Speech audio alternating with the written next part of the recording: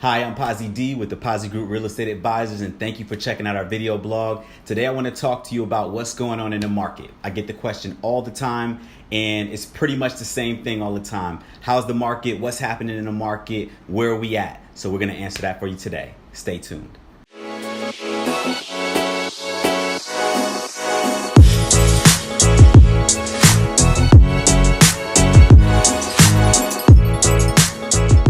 Hey, welcome to the channel. If this is your first time checking us out, if you've been here before and you're coming back, we welcome you back. Look, today I want to talk to you about the status and the state of the market right now. So here we are in the first quarter of, or really just January. We're in January 2019. We're looking back at the fourth quarter of 2018 to get a pulse of where we're at now compared to where we've been. Okay, so when we talk about whether it's a buyer's market or a seller's market, ultimately what we're talking about is how much inventory we have, how many homes are out there available to be sold, how many listings are out there that you can buy right now.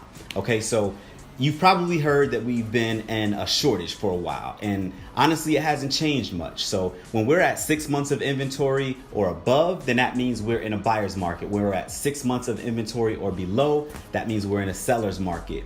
Ultimately, what that means to you is in a buyer's market, you've got lots of choices. You've got the ability to negotiate a little bit more.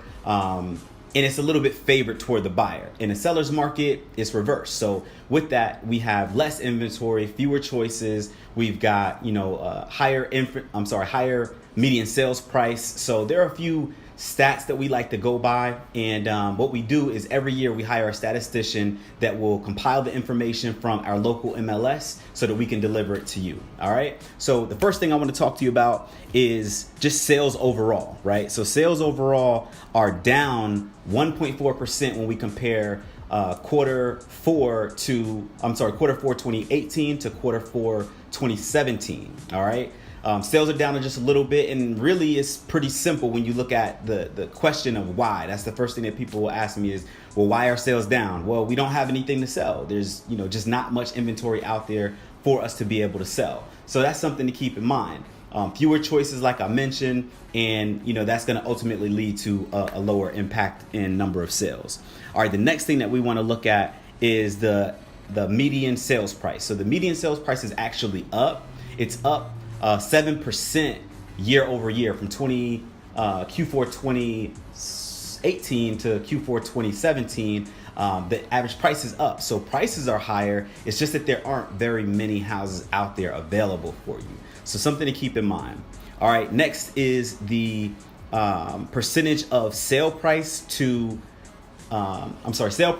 original list price. So basically what that means is if you listed the property for price X, what did you actually sell it for? And when we look at those numbers, we can figure out what you can expect to pay for the house that you're interested in. Or if you're thinking about selling a house, you can gauge about what to expect to get from your asking price if you're priced appropriately, if you're priced right. So the average or median sales price to list price is 96.6%.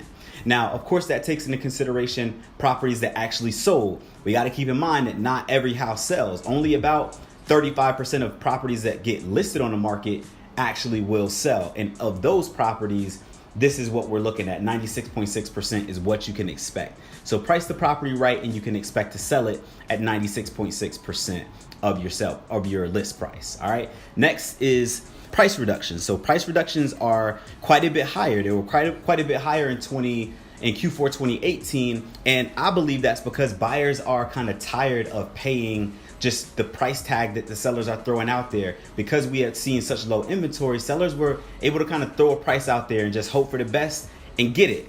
What we're seeing now is that's not happening. Buyers are saying, no, I'm not gonna just give you whatever you're asking, even though there's nothing really there to support those higher price tags. So we had a lot more price reductions at 44.2%.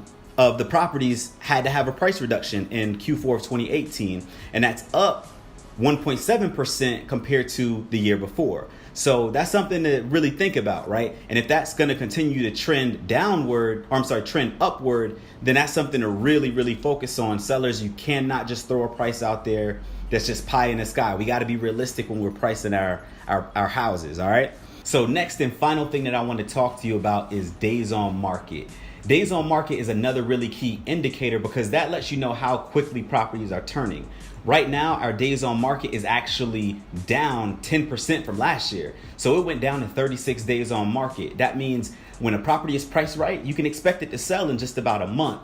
Key phrase being when the property is priced right. Again, you can't just throw any number on it and just hope for the best. Otherwise, you're going to end up with that property 6 months down the line, 9 months down the line. That house isn't going to sell because buyers are just not willing to just throw a number at you in order to get that property. So if you got any other questions about real estate, we'd love to field them, love to answer them.